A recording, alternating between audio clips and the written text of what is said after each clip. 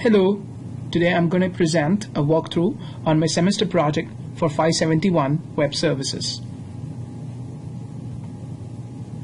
As a part of this project, I have created 3 REST APIs which allows the user to view, select, and order the parts from the parts depot system. The first API response gives the user only the part name and the IDs associated with the part depot services. The second response allows the user to view the specific part in detail in terms of its quantity, category, and price, while the third API returns the order placed successfully response for the selected part. Here I've used the Web API MVC model template provided by Visual Studio. As a part of its framework, I have created 2 classes which are part of my model, which are basically detail and detail 2. These are the 2 classes. Additionally, I've also created 2 controllers for the 3 API get and post methods. So my 2 controllers are confirmation controller and the detail controller. So these are the 2 controllers. The values here are hard-coded. As a part of future extension, I can connect this to a database or from a file from which the values are fetched. For the simplicity purpose, we've just kept it hard-coded. Here, my main motive or objective is to obtain the request and the response or the interaction of REST APIs.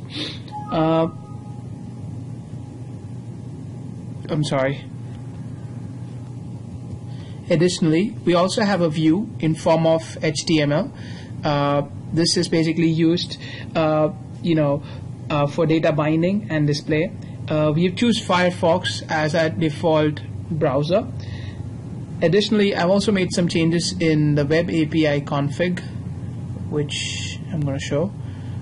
These changes are basically needed so that my response, which is obtained from the JSON format, is converted into an XML-based format, which is the scope of this project. This is the basic understanding of the code. We'll now see what happens when we run the code. We click on this icon.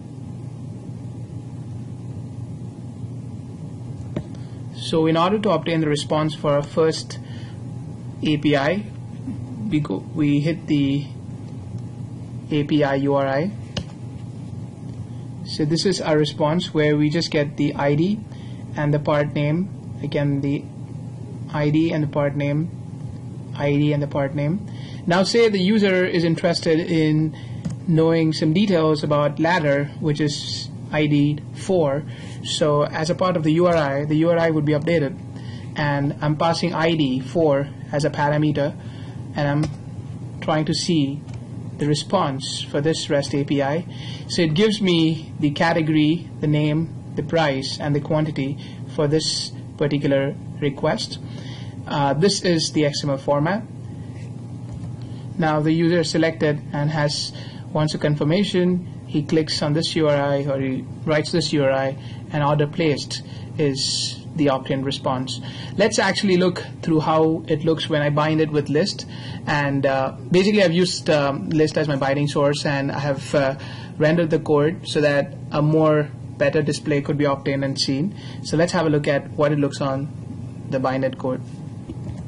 So this is my GUI, and here I'm going to say I was interested in ID 4. That was a ladder, so I'm just going to say 4, and I'm going to say search.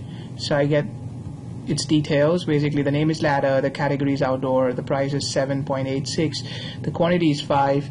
And I'm really happy with this, and I want to place an order. I'm going to say submit, and then I get a message saying order placed. That's all for my first project. I'm going to talk about project 2 next. Alright, now as a part of my second project, I had to develop a program which accepts a keyword from the user and searches the associated or relevant documents by integrating with the search engine API. As from the project name, it's very obvious. I've used Google's custom search API and have basically developed a console application to basically perform this operation. Before we walk through the execution of the code, I'd like to take a moment to explain how Google API integration process works. Basically, in order to integrate any Google Open API, any Google API in general, it is essential to register as a part of the Google development as a Google developer in their website, and this gives you an access to several APIs that Google uses, along with an API key and keyword, which is very, very essential for integrating any Google API. Here I have created a search engine named Google. All right, I just want to keep my basic scheme. I'm sorry for this. All right, so before we run the code, as I mentioned, let's just look at I've kept this open. So this is the developer.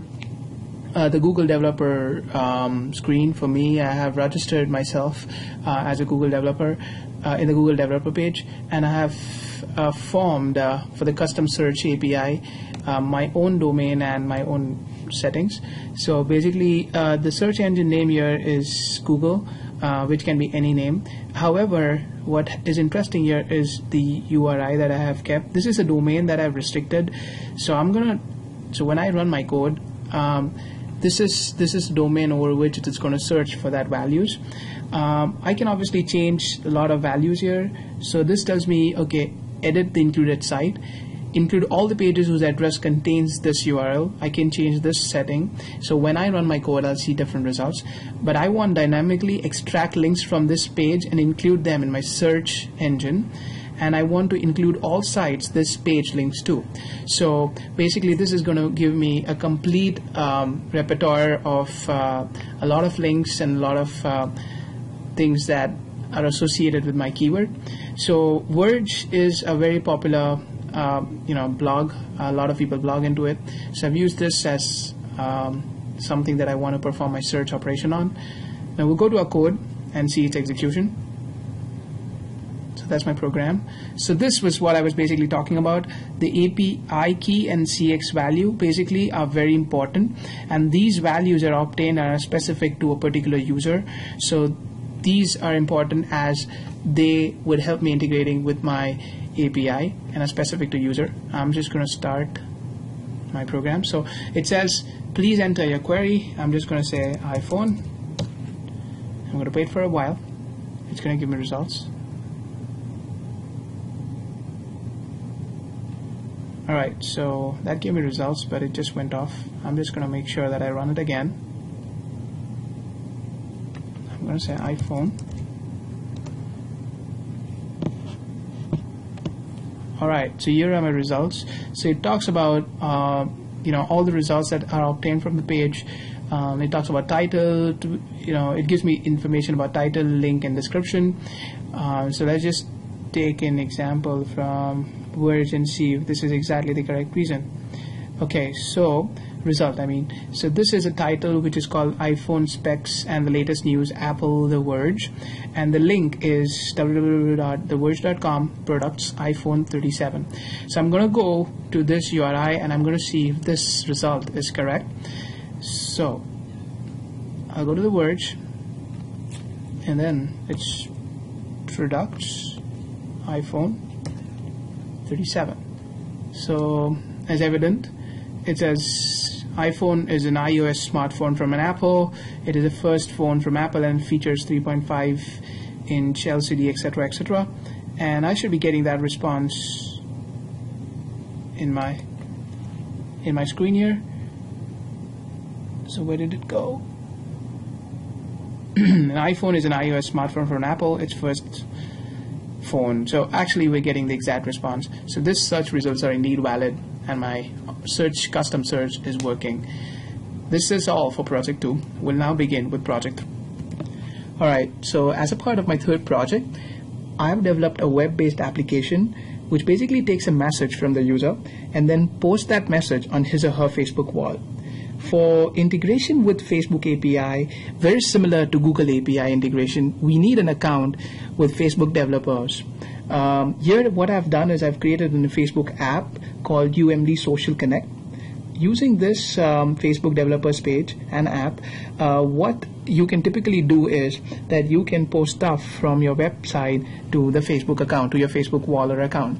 So practically this can be a very big use. Say you have a manufacturing, car manufacturing website, and you have a lot of users who come to your website, and you want your users or your customers to post the review about how they feel on your website on the Facebook accounts.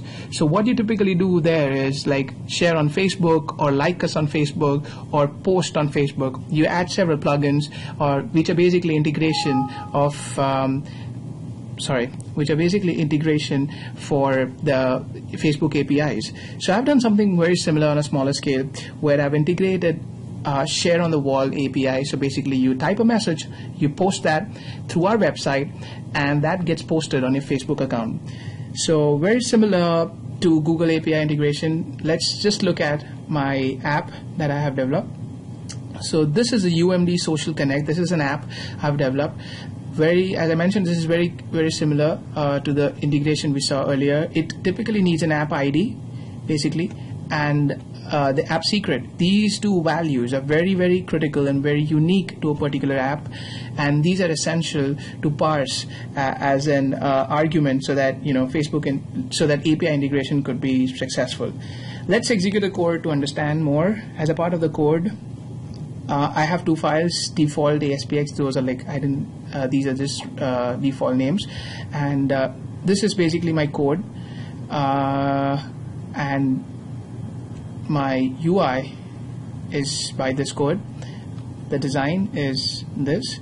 So as a user, basically you log in if you're not logged in, and if your login is successful, it gives me an error, or it gives me a message.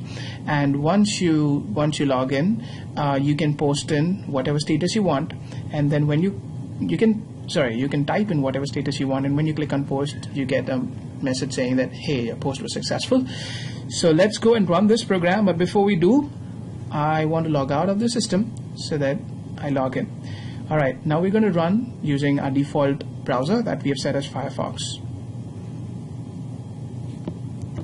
Alright, so now we're going to log in into Facebook.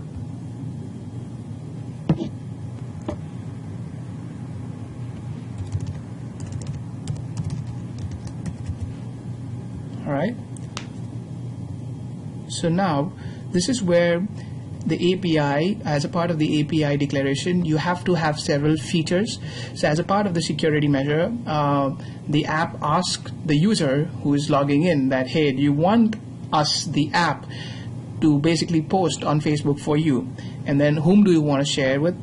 So I say I want to share my post with my friends, and I'm okay with you posting for me on website, on basically my Facebook. And it also says you like to manage your pages and publish pages you manage. I would say okay. So basically that's good. So now my app integration with Facebook is done. Now basically whatever I type here should actually go and be posted on my Facebook. So I'm going to say enter the status you want to type. I'm saying go blue, go blue. All right, proud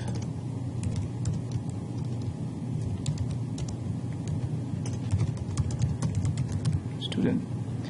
All right, so I'm just going to say post, and it says your post is successful. So let's go and see if that status has been posted. Oh, I'm sorry.